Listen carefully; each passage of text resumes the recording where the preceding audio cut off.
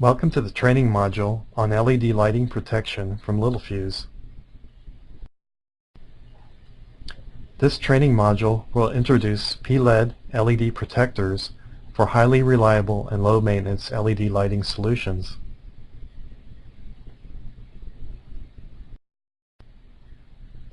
LEDs as luminaires are becoming increasingly common in all environments, and the market for LEDs continues to grow. LEDs are traditionally driven from a constant or at least a controlled current source. The forward voltage of an LED depends upon the emitted light color, the forward slope resistance, and the drive current.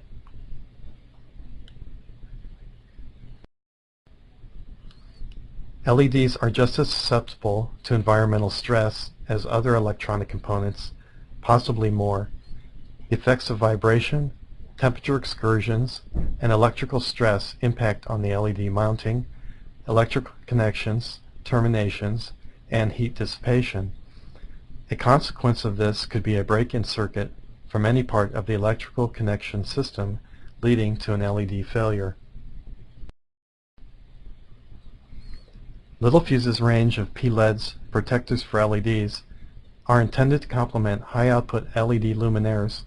High brightness and high power LEDs can benefit from additional protection by increasing system tolerance to fault conditions.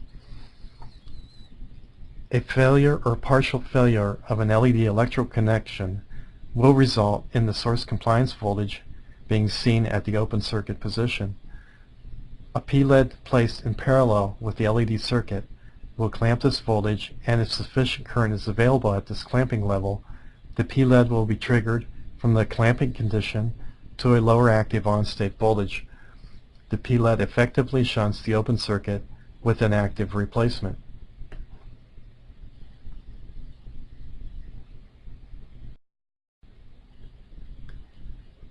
The PLED range also includes 9-volt, 13-volt, 18-volt versions to provide multiple LED shunt protections. Many strings of LEDs can tolerate more than one LED going open circuit, but not all. It is not always practical to apply PLED per LED, so shunting 2, 3, or more LEDs with higher voltage PLEDs allow for partial string failure without total loss. PLEDs can be used in strings even if the string forms part of a parallel array or multiplexed matrix array. The drive can be DC, or pulse width modulated dimming, or bidirectional pulse width modulated matrix dimming. For the situation of an open circuit in one LED current path in a pulse width modulated drive, the drive compliance voltage would take the PLED into clamping conduction, trigger the PLED into the active low voltage on state, and at the end of the pulse width modulated cycle, the pulse width modulated drive would reduce the drive current to below the PLED holding current, and the PLED would return to the inactive off state. This would happen for each and every pulse width modulated cycle until the problem is fixed. Here's the list for all the PLED devices. These devices are compatible with 1-watt LEDs that have a normal 350 milliamp 3-volt characteristic, but can extend up to 1000 milliamp LED applications. The PLED series is available in two surface mount packages, the Diode 214 and the quad flat pack no lead QFN. The QFN's low profile chip scale package is ideal for dense board applications.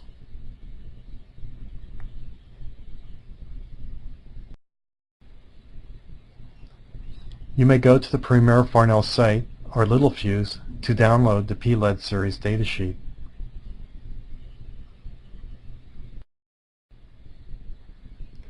Some LED technologies are very susceptible to electrostatic discharge or ESD events. To improve their reliability in manufacturing and in the field, some LEDs will come with a Zener diode in parallel with the LED die.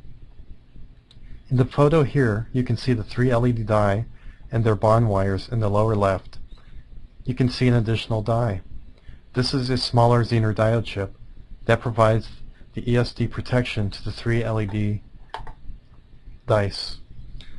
So the question becomes, is a PLED device still necessary?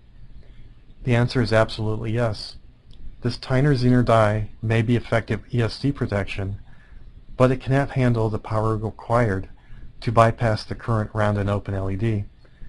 With only the tiner Zener die for protection, a failed wire bond to the LED die will force too much power into the Zener die, and it will quickly be destroyed and likely cause its wire bond to fail as well. External Zener or TVS diodes are never a good choice to compete with a PLED device because they are clamping devices, which means their on-state voltage is very high. When forced into operation by an open LED, they will generate more heat than the LED generated when it was healthy, raising the temperature of the total fixture. In contrast, the PLED is a crowbar device and has a very low on-state voltage. It will generate a lot less heat than a healthy LED, so the temperature of the total fixture will actually decrease when the PLED is activated.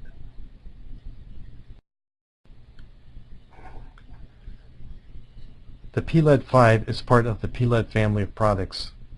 PLED 5 is unidirectional and have LED reverse bias protection. PLED 5 is 5 volts in the normal LED conduction forward mode protection and less than 1 volt in the reverse conduction mode. The PLED 5 is not triggered in this conduction direction. PLED 5 is lower current rating and a smaller package compared with the PLED 6, 9, 13, and 18. The PLED 5 also provides reverse polarity power connection protection. If the power supply voltage is reversed, the PLED 5 will switch to the on and bypass the LEDs. The reverse current passes through the PLED 5 device and prevents damage to the LED. The LEDs will not illuminate while bypassed. Once normal power polarity is restored, the PLED 5 device will turn off and the light engine will function normally. Here we show key parameters of the PLED 5 series and its VI characteristics chart.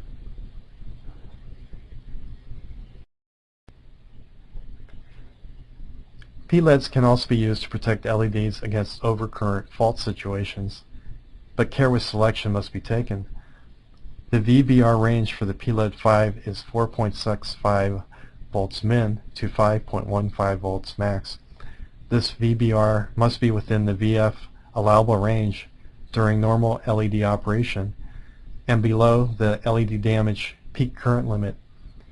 If so, the PLED can provide overcurrent protection by limiting the LED forward conducting VF.